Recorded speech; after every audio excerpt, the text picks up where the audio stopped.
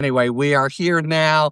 We fixed our audio problems, but we have not fixed our Supreme Court problem. So we have a very late issuing decision just today. It is on the emergency docket. It is a case that Adam Klasfeld, who's here with us, and I have talked about before. You could call it the sort of third big case out there after the Jeb Boasberg case of all the aliens, the Judge Zinnes case of Abrego Garcia, and then there was this third case that started with a single deportee to South Sudan, or so the administration wanted to do, and it became a putative class action, a class action that the district court enabled for purposes of granting preliminary injunctive relief, saying, don't just send people to South Sudan, the youngest country in the world. That's a country on Tuesday and not on Wednesday, just a terrible hellhole of a different sort, the low-tech version, say, of El Salvador. Anyway, there was a specific person, OCG, who was involved here that you may recall. He's the gay hairdresser who had well-founded fears of persecution in Guatemala, then in Mexico, as well as he, in his trip to the U.S., had all kinds of harrowing stories of being raped, kidnapped, held for hostage, and the like, and he did not want to go back there. That is where things stood. Let me now, Adam, you sort of bring us up to where exactly we were as of today at 6, and then the very unsatisfying result from the U.S. Supreme Court, and I'll come back in and we'll talk, the two of us, about the Sotomayor dissent joined by Jackson and Kagan.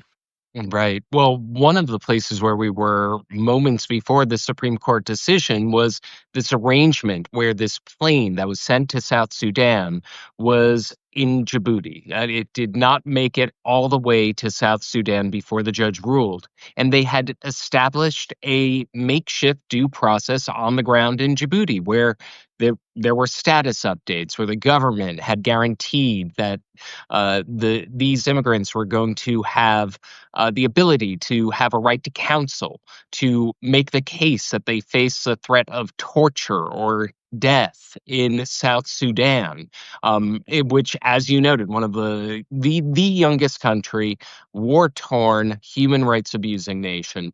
And there was a process. And by the way, this is a couple weeks ago. As far as we knew, in some weird way, lawyers, translators, everything were combing through this plane where the prospective deportees were, to actually give them the due process that the judge in Massachusetts had required.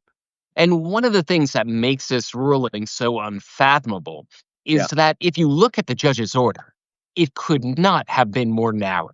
It simply said that these men have due process rights that are guaranteed under the Fifth Amendment, and you need to provide notice or a hearing. Now, whether that notice was in Djibouti, where they were having what was known as reasonable fear hearings, meaning they can establish a reasonable fear that they could be killed or tortured in South Sudan, then they could be sent back to the United States. He did not, as Judge Boasberg did, order the plane around. He did not order any relief other than their Fifth Amendment rights be constitutionally guaranteed. And let me jump in for a moment, because he ordered less than that at first, and the administration said to him, this OCG, he was not, in fact, he had not said he had a well-founded fear of persecution in Mexico. We had asked him,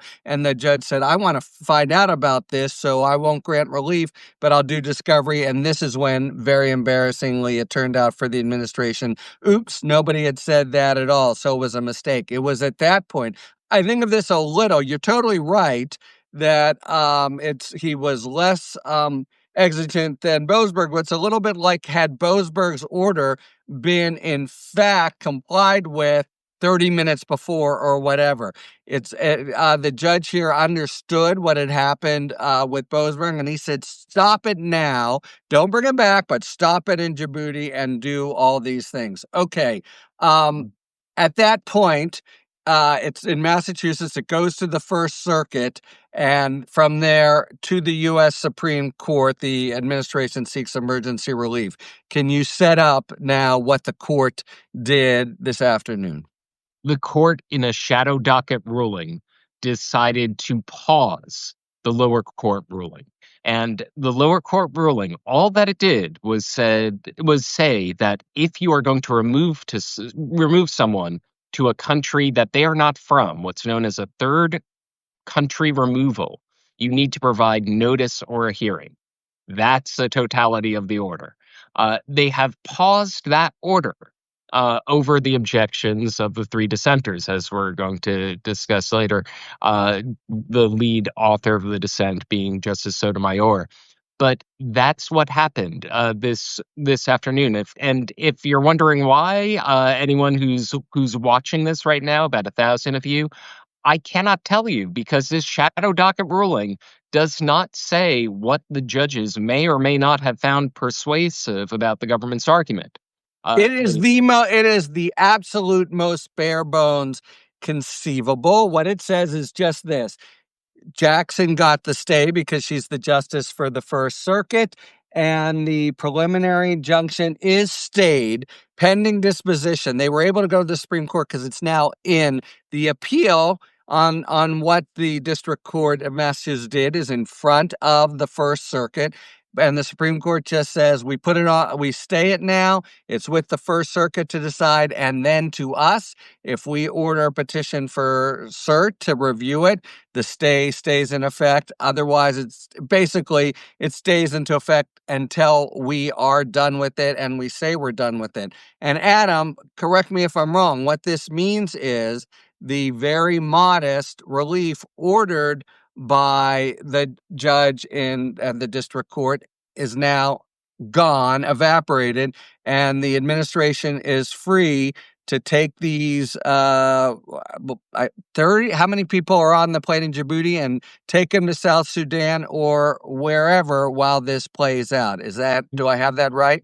That sounds accurate to me, Harry. I mean, it seems to me, looking at this ruling, it would be open season for the Trump administration to go ahead with any kind of third country removal, that it wanted of a removable immigrant without notice or a hearing, that the country they're sending them to, whether it's a war-torn country like South Sudan or a autocracy like El Salvador, there is not an impediment that I see in this Supreme Court ruling for that to happen. The one of the things that is you had mentioned, this is a stay; it is not a final ruling. Right. But one of the things that Sotomayor picks up on in her dissent, we don't know how many thousands of people this might affect by the time the Supreme Court gets this case once again.